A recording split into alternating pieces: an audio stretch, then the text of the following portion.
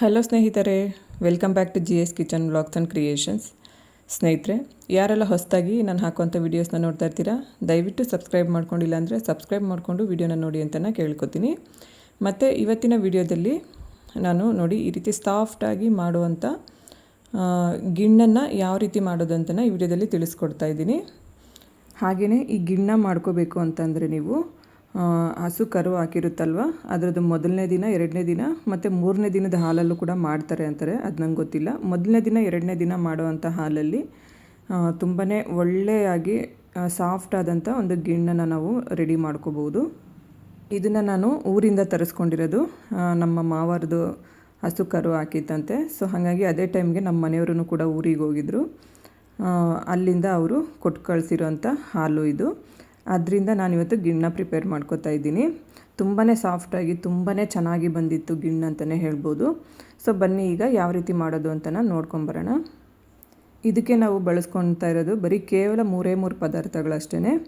ಒಂದು ಗಿಣ್ಣು ಹಾಲು ಮತ್ತು ಏಲಕ್ಕಿ ಪೌಡರು, ಒಂದು 300 ಗ್ರಾಮಷ್ಟು ಬೆಲ್ಲ, ಹಾಗೆಯೇ ಮಾಮೂಲಿ ನಂದಿನಿ ಮಿಲ್ಕನ್ನ ಒಂದು ಅರ್ಧ ಲೀಟರ್ನ ತೊಗೊಂಡಿದ್ದೀನಿ.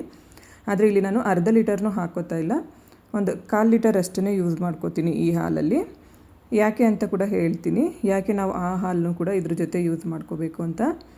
ನೋಡಿ, ಇವಾಗ ನಾನು ತಳದಿಂದ ಈ ಗಿಣ್ಣು ಹಾಲನ್ನು ನಾನು ಮಿಕ್ಸ್ ಮಾಡ್ತಾಯಿದ್ದೀನಿ. ಅದು ಸ್ವಲ್ಪ ಗಟ್ಟಿ ಇದೆ. ಸೊ ಹಾಗಾಗಿ ನಾವು ಇದರೊಳಗಡೆ ಮಾಮೂಲಿ ಹಾಲನ್ನು ಸ್ವಲ್ಪ ಸೇರಿಸ್ಕೊಂಡ್ರೆ ಏನಾಗುತ್ತೆ, ಗಿಣ್ಣ ಸಾಫ್ಟಾಗಿ ಬರುತ್ತೆ. ನಾವೇನಾದರೂ ಬರೀ ಈ ಗಿಣ್ಣು ಹಾಲೇ ಯೂಸ್ ಮಾಡ್ಕೊಂಡು ಮಾಡ್ತೀವಿ ಅಂತಂದರೆ ಗಿಣ್ಣ ಸ್ವಲ್ಪ ಗಟ್ಟಿ ಆಗುತ್ತೆ. ಸೊ ಹಾಗಾಗಿ ಸ್ವಲ್ಪ ಹಾಲನ್ನು ಕೂಡ ನಾವು ಹಾಕ್ಕೋಬೇಕಾಗುತ್ತೆ. ನೋಡಿ, ಇಲ್ಲಿ ನಾನು ಒಂದು 1/4 ಲೀಟರಷ್ಟು ನಂದಿನಿ ಮಿಲ್ಕ್ನ ಹಾಕ್ಕೊಂಡಿದ್ದೀನಿ. ಈಗ ಇದಕ್ಕೇ 1 ಲೀಟರ್ ಆಗೋವಷ್ಟು ಗಿಣ್ಣು ಹಾಲನ್ನ ನಾನು ಸೇರಿಸ್ಕೊತಾ ಇದ್ದೀನಿ. 1 ಲೀಟರ್ 1/4 ಲೀಟರ್ ಇತ್ತು ಅನಿಸುತ್ತೆ ಸ್ನೇಹಿತರೆ. ಸೊ ಅಷ್ಟು ಹಾಲನ್ನು ನಾನು ಈಗ ಬೌಲ್ಗೆ ಹಾಕ್ಕೋತಾ ಇದ್ದೀನಿ. ಹಾಕಿಬಿಟ್ಟು ಈಗೇನು ಬೆಲ್ಲನ ರೆಡಿ ಮಾಡಿ ಕುಟ್ಟಿ ಇಟ್ಕೊಂಡಿದ್ದೆ ಅಲ್ವಾ, ಅದನ್ನು 300 ಗ್ರಾಮ್ ತೊಗೊಂಡಿದ್ದೆ ನಾನು. ಇಲ್ಲಿ ನಾನು ಒಂದು 200 ಗ್ರಾಮಷ್ಟು ಅಷ್ಟೇ ಯೂಸ್ ಮಾಡ್ತಾಯಿದ್ದೀನಿ. ಯಾಕಂದರೆ ನನಗೆ ಅದು ಬೆಲ್ಲ ಜಾಸ್ತಿ ಆಗುತ್ತೆ ಅಂತ ಅನ್ನಿಸ್ತು. ಹಾಗಾಗಿ ಸ್ವಲ್ಪ ಇರಿಸ್ಕೊಂಡು ಒಂದು 200 ಗ್ರಾಮಷ್ಟು ಬೆಲ್ಲನ ಹಾಕ್ಕೊಂಡಿದ್ದೀನಿ. ನೀವೇನಾದರೂ ಸ್ವಲ್ಪ ಜಾಸ್ತಿ ಸ್ವೀಟ್ ತಿನ್ನೋರಾದರೆ ಅಷ್ಟನ್ನು ಕೂಡ ಹಾಕ್ಕೋಬೋದು. ಇದು ನನಗೆ ಕರೆಕ್ಟಾಗಿ ಇತ್ತು, ಇಷ್ಟ ಹಾಕ್ಕೊಂಡಿದ್ದು.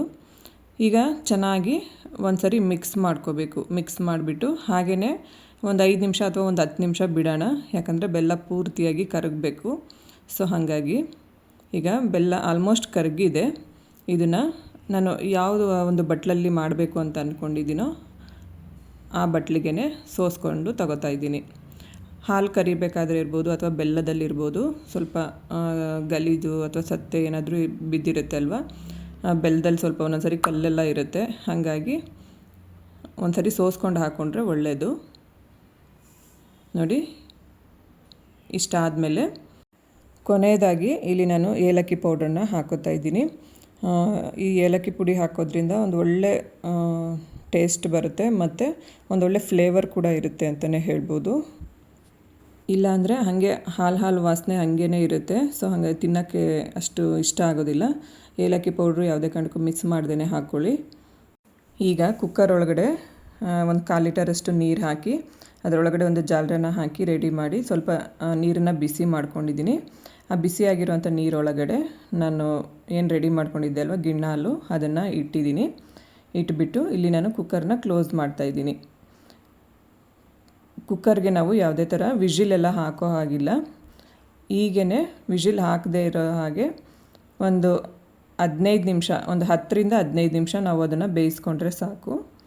ಅಲ್ಲಿಗೆ ನಾವು ಮಾಡ್ಕೊಂಡಿರೋಂಥ ಗಿಣ್ಣ ರೆಡಿಯಾಗಿರುತ್ತೆ. ಇಲ್ಲಿ ನಾನು 12 ನಿಮಿಷ ಬಿಟ್ಟಿದ್ದೆ ಅಷ್ಟೇ. ಸೊ ನೋಡಿ ಎಷ್ಟು ಚೆನ್ನಾಗಿ ಗಿಣ್ಣೆಲ್ಲ ರೆಡಿ ಆಗಿದೆ.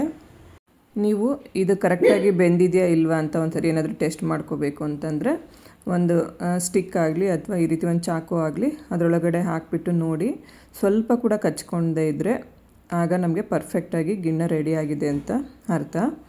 ಸೊ ಈಗ ನೋಡಿ, ನಾನು ಇದನ್ನು ಆಚೆ ತಗೋತಾ ಇದ್ದೀನಿ. ಕೆಲವರು ಏನು ಮಾಡ್ತಾರೆ, ಸ್ವಲ್ಪ ಅದು ತಣ್ಣಗಾಗೋವರೆಗೂ ಬಿಟ್ಟು ಅದಾದಮೇಲೆ ಡಿಮೋಲ್ಡಿಂಗ್ ಮಾಡ್ಕೋತಾರೆ. ಸೊ ನಾನು ಬಿಸಿದೇನೆ ರೆಡಿ ಮಾಡ್ತಾಯಿದ್ದೀನಿ, ಯಾಕಂದರೆ ಇದು ತುಂಬಾ ಪರ್ಫೆಕ್ಟಾಗಿ ಬಂದಿತ್ತು. ಸ್ವಲ್ಪ ಕೂಡ ತೆಳ್ಳಗಾಗೋದಿರ್ಬೋದು ಆ ಥರ ಏನೂ ಆಗಿರಲಿಲ್ಲ. ಈ ರೀತಿ ಚಾಕುನಲ್ಲಿ ಸೈಡ್ಸ್ನೆಲ್ಲ ಬಿಡಿಸ್ಕೊಂಡು ಒಂದು ತಟ್ಟೆ ಒಳಗಡೆ ಇದನ್ನು ಮಗ್ಚಾಕಿದ್ದೆ.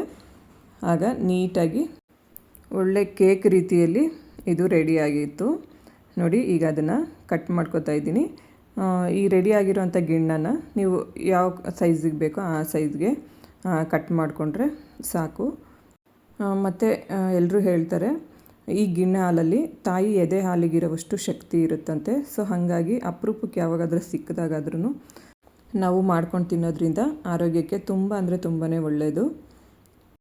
ಹಾಗೆಯೇ ಇದನ್ನು ಒಬ್ಬರೇ ಜಾಸ್ತಿ ತಿನ್ನೋದಕ್ಕೂ ಆಗೋದಿಲ್ಲ.